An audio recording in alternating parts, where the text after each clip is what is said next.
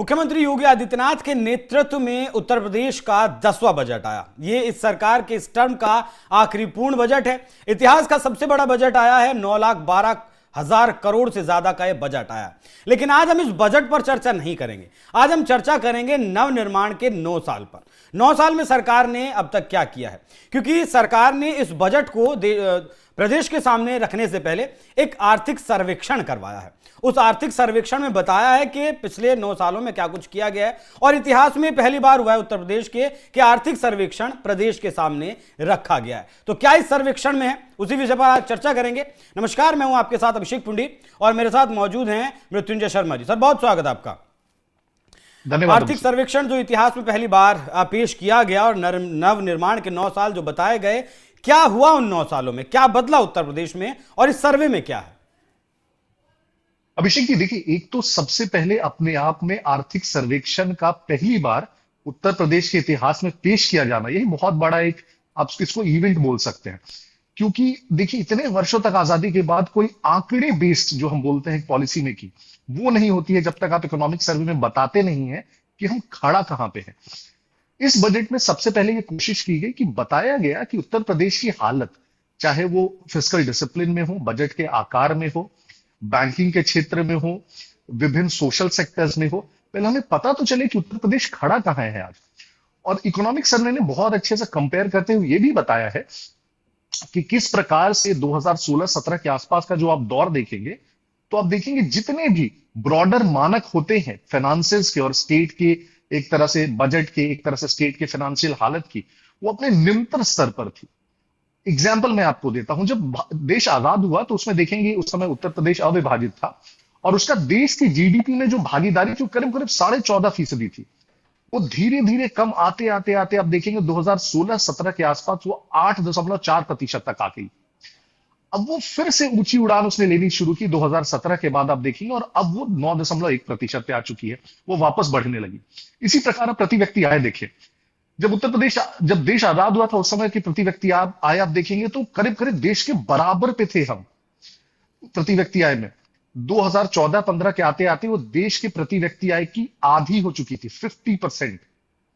उसने फिर 2017 के बाद उड़ान लेनी शुरू की, आप देखेंगे वो 53.5% पे आ चुकी है। और बहुत सारे ऐसे आंकड़े हमारा जो आर्थिक सर्वेक्षण है वो प्रस्तुत करता है। जैसे आप देखेंगे, एक है डेट टू जीडीपी रेशियो, कि राज्य के ऊपर कितना ऋण है। आरबीआई कहती है कि अगर आपके राज्य के ऊपर जीडीपी के 30% तक का ऋण है तो ठीक ठाक है, सस्टेनेबल है। उत्तर प्रदेश का ऋण मात्र 28% है जीडीपी का, जबकि आप देखेंगे देश में बाकी राज्यों का औसत लेंगे तो 81% तक चला जाता है। तो आप सोचिए, एक राज्य जो ग्रो कर रहा है, और पिछले 9 वर्षों में आप देखेंगे इस राज्य ने जो क्यूमुलेटिव इसकी ग्रोथ दर है वो 10% से अधिक है साल दर साल। तो एक तो इतनी तेजी से राज्य ग्रो कर रहा है, उसकी जो फाइनेंशियल हालत है वो सबसे अच्छी है। उत्तर प्रदेश उन चंद गिने चुने राज्यों में है जिसको रेवेन्यू पॉजिटिव हम बोलते हैं। रेवेन्यू डेफिसिट ज्यादातर राज्य होते हैं और यहां पर रेवेन्यू सरप्लस इनफैक्ट राजस्व की, ये अपने आप में एक बहुत बड़ा फाइनेंशियल डिसिप्लिन है। तो इकोनॉमिक सर्वे ये पेश करता है कि पिछले 9 सालों में देखिए, एक तो ग्रोथ हुई, लॉ एंड ऑर्डर पे जो हुआ तो वो तो बातचीत होती ही है, इकोनॉमिक ग्रोथ बहुत अच्छे से हुई, फाइनेंशियल डिसिप्लिन के साथ हुई। राज्य की जो वित्तीय हालत है उतना रोबस्ट है कि आगे आने वाले सालों में भी इस बेस पर आप बहुत तेजी से ग्रो कर सकते हैं।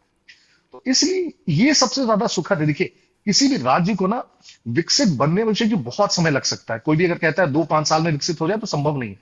लेकिन जब आप ये ट्रेंड देखते हैं, आप देखते हैं कि 10 वर्ष में किस प्रकार से जो चीजें निम्नतम स्तर पर आ गई थी वो वापस पलट रही हैं। किस प्रकार से स्टेट की फाइनेंशियल हालत इतनी अच्छी है, रेवेन्यू सरप्लस हो गया है स्टेट।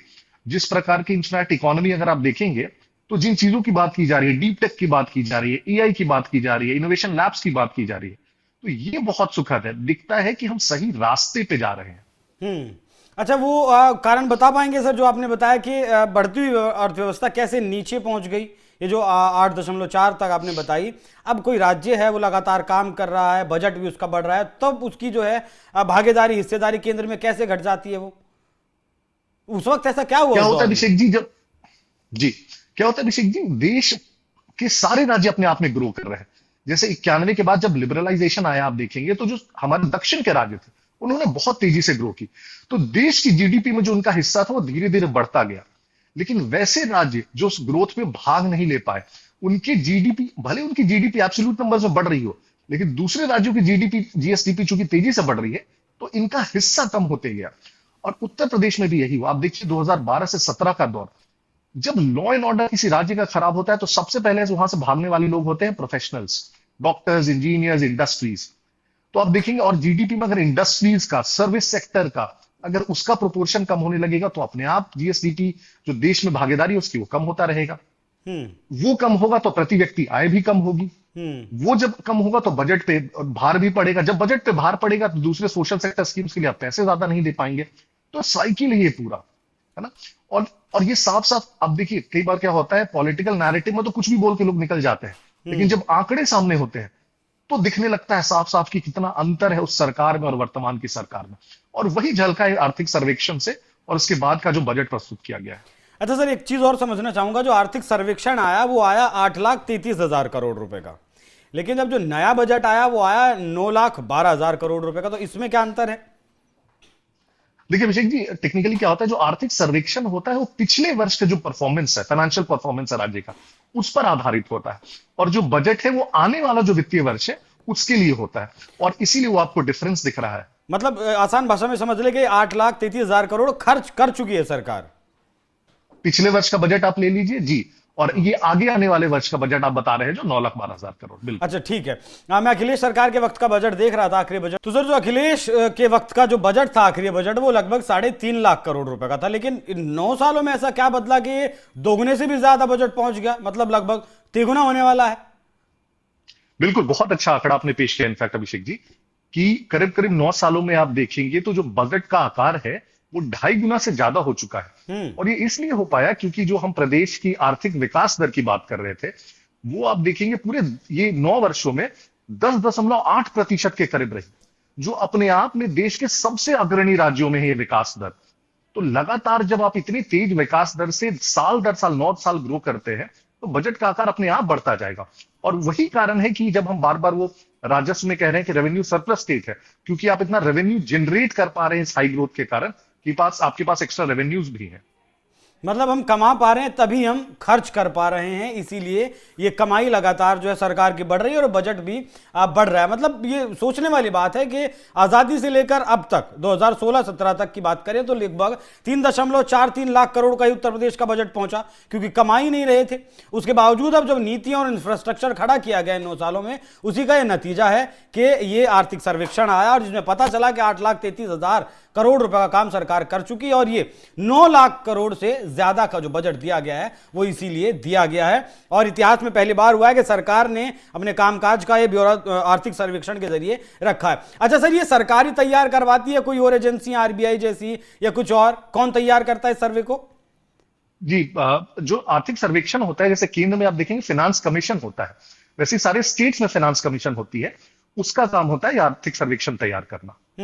आर्थिक सर्वेक्षण करना एक कमीशन का काम होता है। तो ये मतलब विपक्ष ऐसा भी आरोप नहीं लगा सकता कि क्या कुछ हुआ। अच्छा, एक सवाल मौजूदा बजट को लेकर भी, मौजूदा जो बजट आया है वो आपने जाहिर सी बात है देखा होगा, उस पर आपकी टिप्पणी क्या है इस बजट पर? नहीं, एक जो आप देखेंगे अक्सर क्या होता है अभिषेक जी, कि कई बार जो चुनावी वर्ष होते हैं उसमें बजट आप देखेंगे काफी लोक लुभावन होते हैं। उसमें कोशिश की जाती है ऐसे ऐसे वादे, ऐसे ऐसे स्कीम्स डाल दिए जाए कि ज्यादातर लोगों को लगे कि हमें कुछ मिलने वाला है और इसके कारण उस सरकार को फायदा हो। इस सरकार ने उस लोक लुभावनता का जो ट्रैप है उसमें फंसने की कोशिश नहीं की। इसने कहा कि जो पिछले 9 वर्ष तक हम जिस पथ पे चल रहे हैं, जो विकास के पथ पर, उसी पे हम अग्रसर रहेंगे और उसी में चीजें जोड़ते जाएंगे। तो ज्यादातर आप देखेंगे स्कीम्स जो है उसकी कंटिन्यूटी रही है, उनके बजट्स बढ़ाए गए हैं। जो नए एरियाज है जैसे deep tech, AI, innovation, lab skilling, इसकी बात की गई है, क्योंकि अब ये नई इमर्जिंग चीजें हैं। तो इस केस में उत्तर प्रदेश सरकार कह रही है कि जो हमारा विकास पथ है वो हर साल बदलने वाला नहीं है, वो पथ वही रहेगा, उसी में हम नई नई चीजें जोड़ते जाएंगे जब जैसी आएगी। और इस कारण मुझे लगता है जो बजट है बड़ा रोबस्ट बजट है, उसको पॉपुलिस्ट बजट बनाने की कोशिश नहीं की। ये सबसे अच्छा पॉइंट है इसका। बहुत धन्यवाद सर जुड़ने के लिए, बताने के लिए, पिछला जो सर्वे का आंकड़ा उसको भी और बजट के बारे में बताने के लिए बहुत धन्यवाद आपका।